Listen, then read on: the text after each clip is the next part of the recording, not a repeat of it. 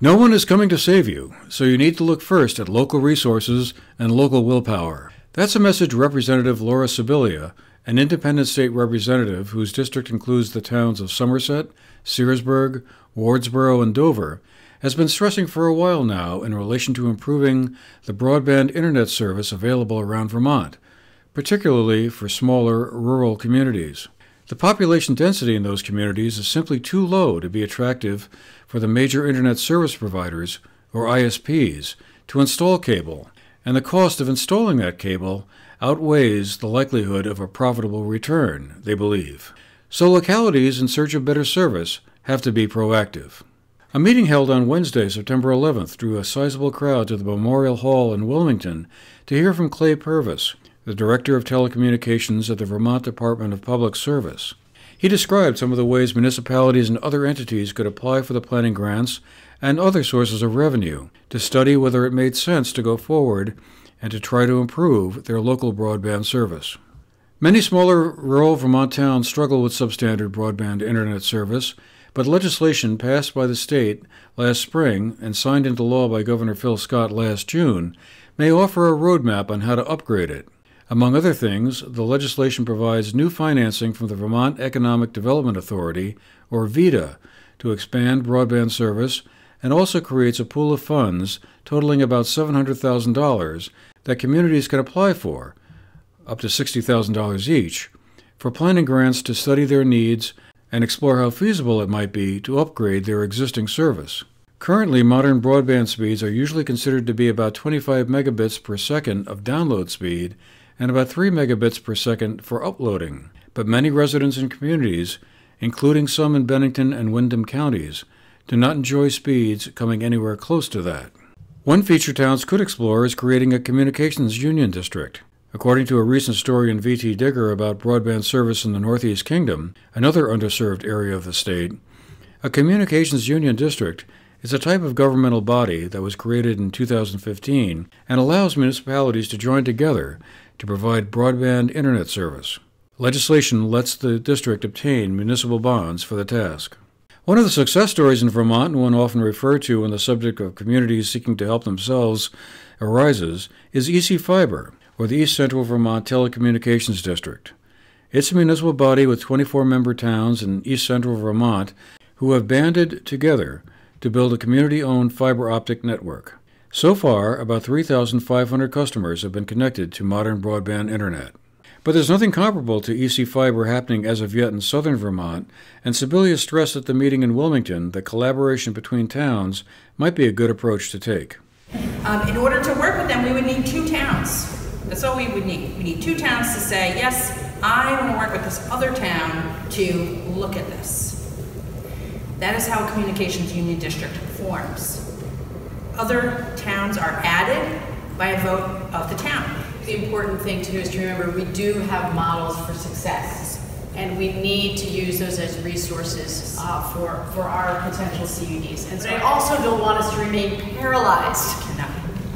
No one's that's coming. Where we've been. Because no one's coming. We have remained paralyzed, and we need to do something different. And so I know Laura and I feel very strongly about this. We have to start communicating better across town lines and come together as these larger union districts to make this happen. One local community in Bennington County that has taken the first step of applying for one of the $60,000 state planning grants is Shaftesbury.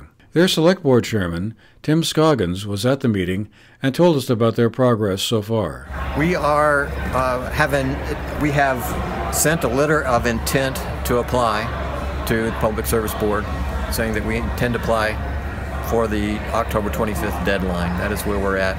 And our select board has committed to do a 10% match of $6,000 because the grant does say that it will give preference to communities that are putting their own money into the effort. The main thing I learned tonight is that even after age 513, communities, town governments still cannot commit their own funds to building a broadband network. They have to form a communication union district, a CUD, in order to commit funds to it, or come up with some complicated or innovative funding model, such as the one in Chesterfield, New Hampshire that we've been talking about in Shaftesbury. Afterwards, we talked with Clay Purvis, who described what towns should do to get the ball rolling if they are interested in applying for one of the grants. They should send us an intent to respond and look at the RFP. So we've issued a request for proposals, and they should read that and look at the requirements and keep up to date on our website, look at our website for postings, questions and answers, and other announcements that we have. The money will be handed out in 3 rounds. The first round ends on October 25th, and that is the one Shasbury is involved with. The third and final round will occur after town meeting in 2020, intended to give town officials the time to consider it and put the question to their voters during March town meeting. For years, we have heard that this is a major economic differentiator, and this is a major economic impairment for Southern Vermont. And in fact, this is a major part of our Southern Vermont SETS that was just completed, is improving connectivity. But we are we're really moving past that pretty quickly. So with the copper landline telephone networks that are old and deteriorating, and not likely to be replaced, and less people are using them, and so the people that are left on them, it's really a critical service. Those are becoming less and less reliable networks, and those are connections to healthcare, police, fire, education for our kids, and literally access to government.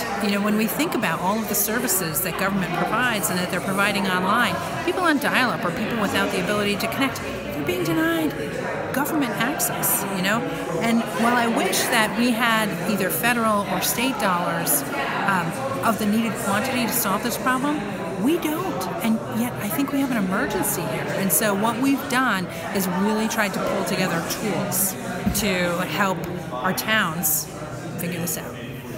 For the GNAT-TV News Project, I'm Andrew McKeever.